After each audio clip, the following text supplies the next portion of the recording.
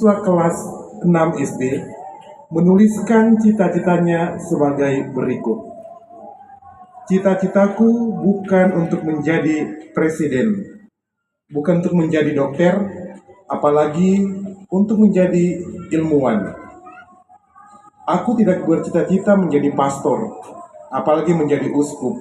Bukan semuanya itu.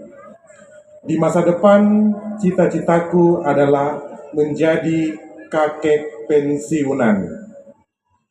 Karena kakekku biasa tidur pagi, bisa tidur siang, bisa tidur lebih awal di malam hari.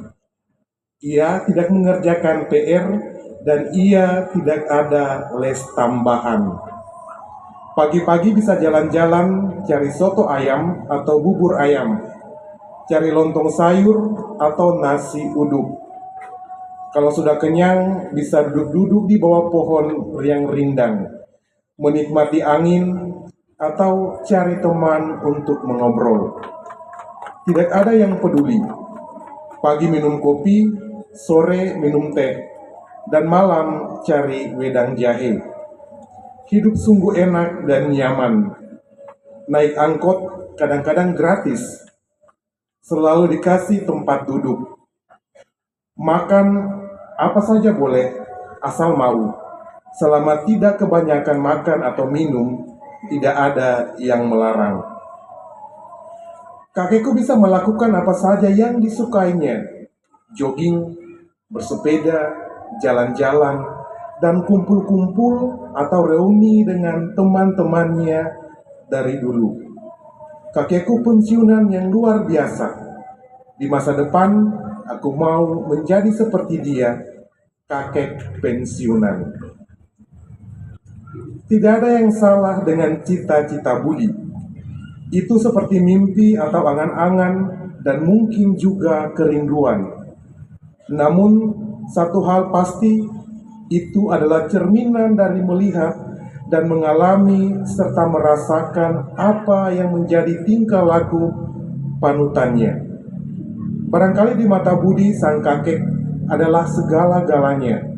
Bukan hanya sekedar tokoh model yang menjadi suri teladan, contoh dan kesaksian hidup telah menjadi tulang punggung dan darah daging yang hanya bisa ditiru mentah-mentah oleh Budi.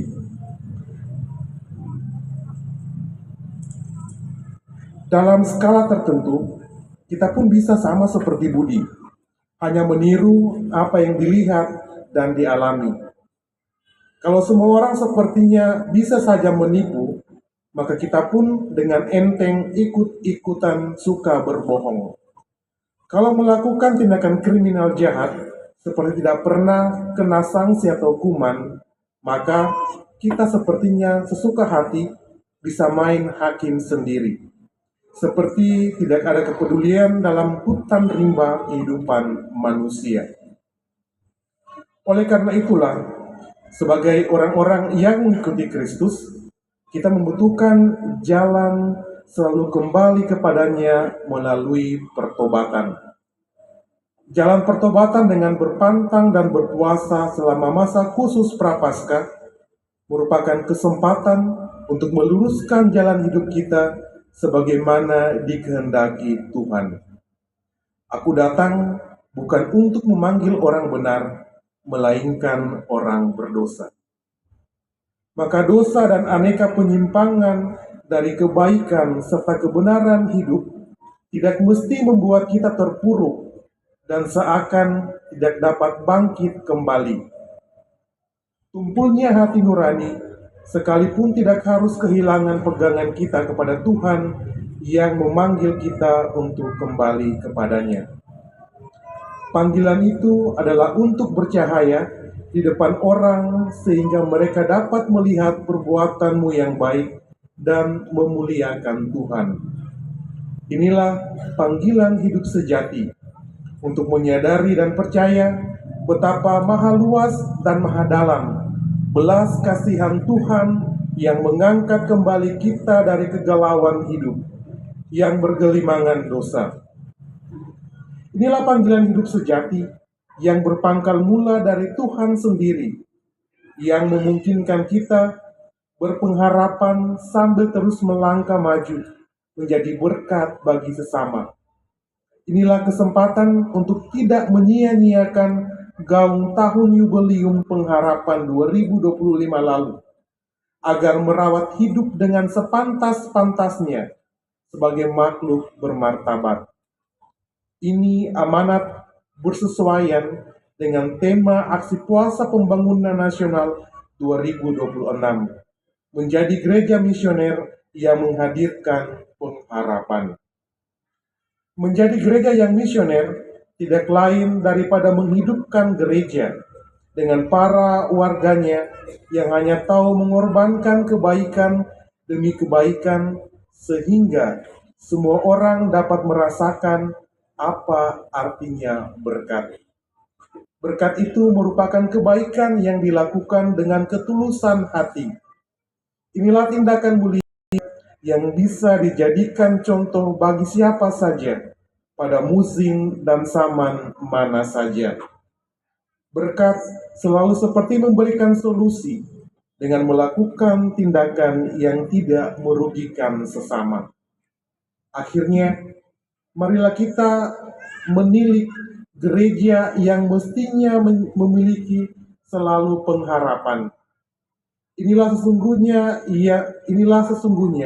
gereja yang jujur, yang meletakkan semua tumpuan hidupnya pada harapan akan kehendak Tuhan.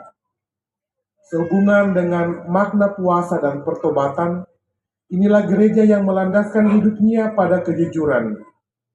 Dan apabila kamu berpuasa, janganlah muram mukamu seperti orang munafik. Tetapi apabila engkau berpuasa, minyakilah kepalamu dan cucilah mukamu, supaya jangan dilihat orang bahwa engkau sedang berpuasa, melainkan hanya oleh Bapamu yang ada di tempat yang tersembunyi, yang akan membalasnya kepadamu.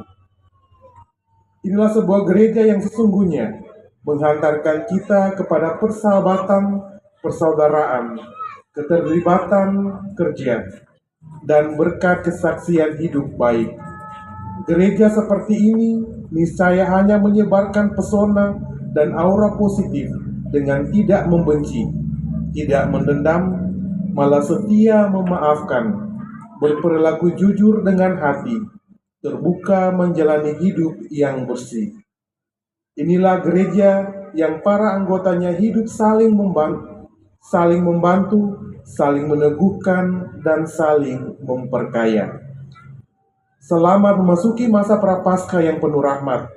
Selamat menghayati kesaksian hidup yang baik dan benar, sehingga selalu dan kapanpun kita tetap menjadi berkat Tuhan bagi sesama. Sorong 18 Februari 2026, Uskup Manokwari Sorong, Hilaria Datus Lega, PR.